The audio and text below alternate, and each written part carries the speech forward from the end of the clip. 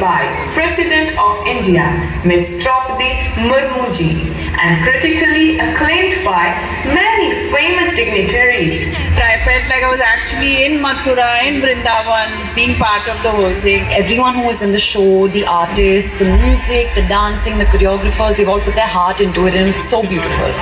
The feeling of pride कि हिंदुस्तान ने ऐसा शो बनाया जो hopefully पूरी दुनिया तक पहुंचे. This has been a musical, spiritual extravaganza which was so highly entertaining and beautiful.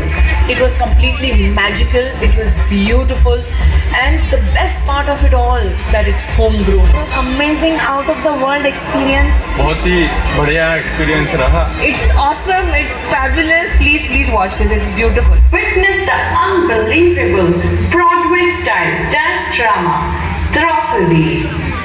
Geeta Group of Arts presents.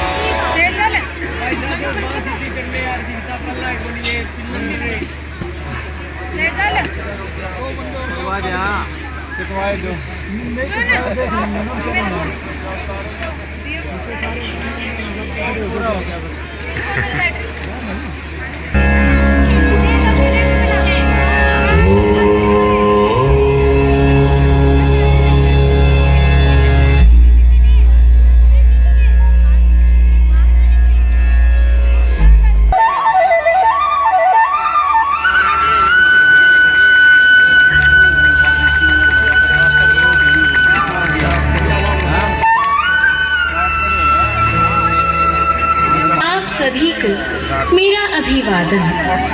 आप सभी सोच रहे होंगे कि मैं कौन हूँ। सोचिए सोचिए, जरा अनुमान तो लगाइए, मैं कौन हूँ।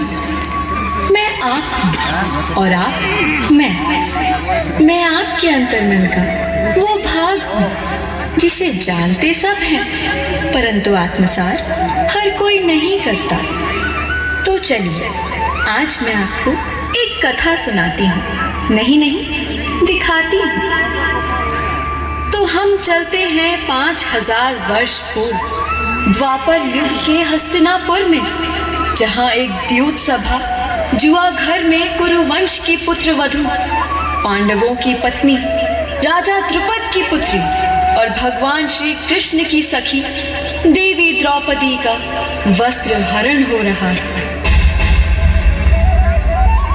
थी द्रौपदी। महाभारत में हमें पहली बार द्रौपदी का वर्णन उस स्वयंवर में मिलता है जहां अर्जुन ने मछली की आंख में तीर भेद कर स्वयंवर जीत लिया और द्रौपदी ने उन्हें पति रूप में स्वीकार किया। लेकिन द्रौपदी के जन्म की कथा अति अद्भुत है। गुरु द्रोणाचार्य के घनिष्ठ मित्र हुआ करते थे पांचाल नरेश द्रुपद। समय का फेर देखिए, उनकी मित्रता ने एक ऐसा मोड़ लिया कि द्रोणाचार्य के हाथों राजा द्रुपद को घोर अपमान सहन करना पड़ा। अपने अपमान का प्रतिशोध लेने के लिए राजा द्रुपद ने ठान लिया कि वो ऐसी संतान को जन्म देंगे जो धरती के महान धनुर्धारी द्रोण का अंत कर सके। इस हेतु राजा द्रुपद ने पुत्र कामेष्टि यज्ञ का आयोजन किया।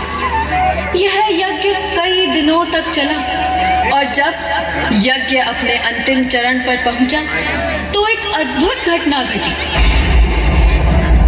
यज्ञ की अग्नि में पूर्ण आहुति डालते ही अग्नि से एक नहीं 2 संतानें प्रकट हुई, एक पुत्र और एक पुत्री। इतिहास में पुत्र को धृष्टद्युम्न के नाम से याद रखा और पुत्री को द्रौपदी के नाम से। धृष्टद्युम्न वही महान योद्धा है जो महाभारत के युद्ध में पांडवों का सेनापति बना था। 18 दिनों तक विकट युद्ध चला, जहां कौरवों के सेनापति भीष्म, द्रोण, कर्ण, दुर्योधन आदि एक के बाद एक युद्ध भूमि में मरते रहे। वहीं धृष्टद्युम्न जीवित रहकर अंतिम समय तक 7 अक्षिणी सेना का नेतृत्व करता रहा।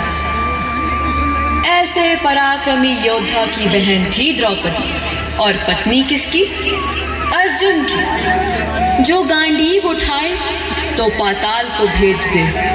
वो भीम जो गदा लहराए तो काल भी अपने घुटने टेक दे। लेकिन हुआ क्या? उस दिन भरी सभा में एक वस्त्र में लिपटी हुई द्रौपदी को बालों से खींच कर लाया गया और सब देखते रह गए।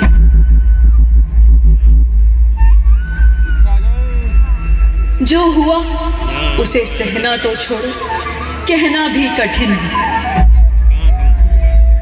तो चलिए आरंभ करते हैं संसार की सबसे पवित्र एवं कठोर कहानी का, याज्ञसेनी द्रौपदी की कहानी का।